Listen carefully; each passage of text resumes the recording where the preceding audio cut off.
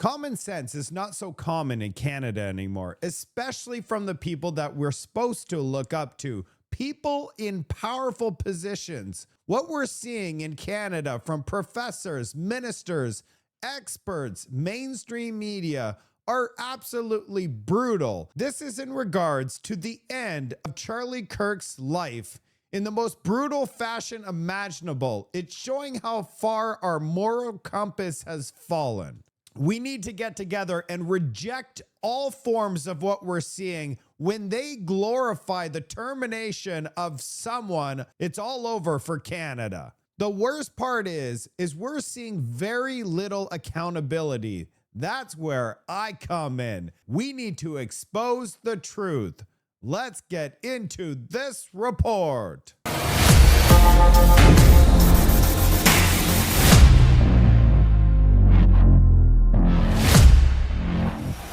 Let's go over a small list of people that have published things online after Charlie Kirk's situation. We have Dr. Ruth Marshall here wrote this, professor at University of Toronto. Then we have Alan Bass, which is an assistant professor at the School of Journalism at Thompson River University. My responsible side says political V is usually wrong. What do you mean usually?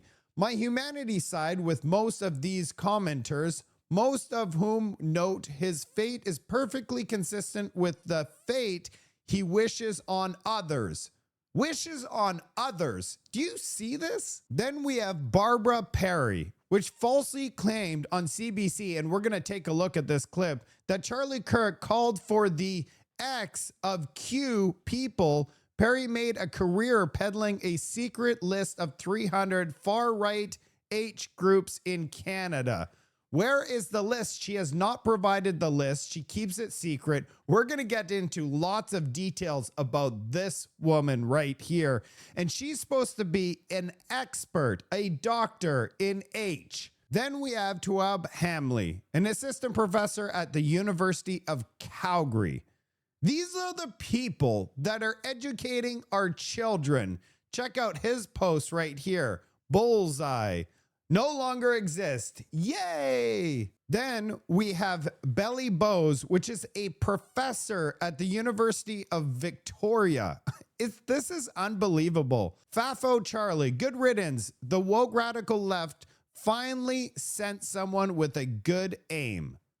This is a professor at the University of Victoria. The brutal end of someone's life in front of the world in such a graphic way would hit the heart and soul in such a negative way. No one would wish that upon anybody unless they were evil inside the core.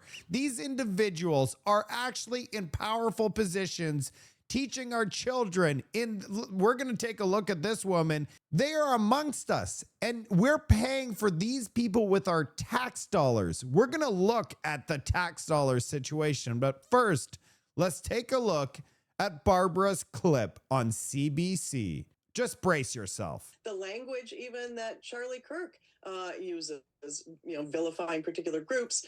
The language even that Charlie Kirk uses, vilifying particular groups, talking about the Democrats, for example, as, and I quote, standing for everything that God hates, claiming that, queer people are defective and dangerous and should be executed. I mean, that's sort of Whoa, whoa, whoa, whoa. If you actually say something like that, you need to provide evidence, proof, something. You can't just say claims like that and with nothing, because there is no proof. There is absolutely no proof of him ever saying that ever.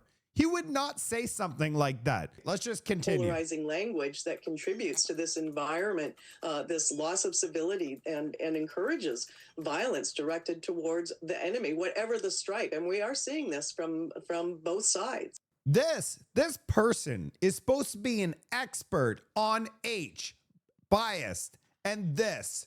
She is the person that is in charge of determining what that is. And she's manufacturing things with zero evidence. This should be like, holy crap, Canada. Are you kidding me? And then she goes on CBC and spreads this. I mean, I'm so appalled. And so is the public. Let's take a look at a letter that was sent to CBC from the public. If you see something on CBC and you don't like it, you could actually write a letter, and someone actually wrote a letter, and I like this letter, so we're going to read it together. I'm writing to express concerns with the appearance of Barbara Perry on the CBC September 11, 2025 show. Her rhetoric was inflaming, not calming a tragedy. She had nothing but vague online space as her source for expressing concern about future V from the far right. There's been nothing of the sort. Instead, prayer vigils have been the response. Most concerning is Barbara was fed questions about playback by the host, which led to her assertions that Charlie Kirk called the ex of Q people, which is absolutely untrue. I challenge you to find one source where Kirk called for that. And I agree, I've yet to see that source. He's a peaceful person. He's a man of faith. It's ironic that she touted as a director of H, bias, and X. She displays all three attributes in spades. I agree. And that's stirring up false fears. And H is what led to Tyler Robinson to shoot Mr. Kirk. She's part of the problem, not the solution. By association, so are you. I'd ask you to consider never having her on CBC again, and that she either provides solid evidence of her claims or apologize. Thank you. You cannot have written this letter any better, because I completely shared the exact same sentiment. Every single word here, I share the same sentiment. And can you actually believe that she is a doctor and she is the director of this? A director, paid director. After she falsely claimed those things that Kurt never said, you're not going to believe this information. The federal government has given her $270,000 April of 2021, but there's also a lot more that she's gotten. That's the only one that I saw with the dollar figure. She has 5 other contracts that I saw to do research for the government. And as you can see, this so-called expert does not look at facts, doesn't provide any evidence, and it's all feelings. It's her feelings that she's sharing, and she's getting paid by us. Our money is getting paid to her for her feelings. I'm sorry, but this is so upsetting right now. I don't even know what to say. We're now going to move on to a Manitoba cabinet minister. A family. She's the cabinet minister for families. Let's check out this news report. Manitoba cabinet minister is apologizing after she shared a disturbing social media post condemning slain American conservative activist Charlie Kirk. The province's families minister, Nahani Fontaine, had reshared someone's post about Kirk on Thursday night, which accused Kirk of being racist, sexist, and transphobic. Fontaine's post also called Kirk a white nationalist mouthpiece and that she had no empathy for him. She removed her post shortly after, but criticism has been growing. The province's premier says he spoke with the minister and has asked her to apologize, adding that she will not be removed from cabinet. What? What do you mean she's not getting removed? We're going to take a look at what she wrote. Then we're going to look at a few other items as well. First, I want to say I value all human life, even her life. All human life is valuable, and I don't care what she says.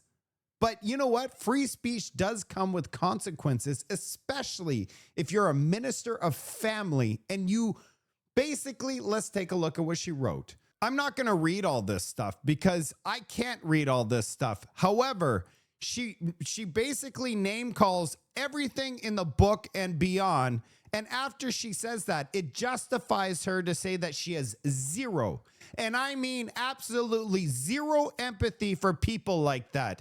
So in this situation, she's not going to have any empathy for him at all. If you have nothing nice to say and you have zero things to say that are nice, keep it to yourself. Just shut your mouth. But guess what? when you do open your mouth and you say things like that, you have just exposed yourself to your true self.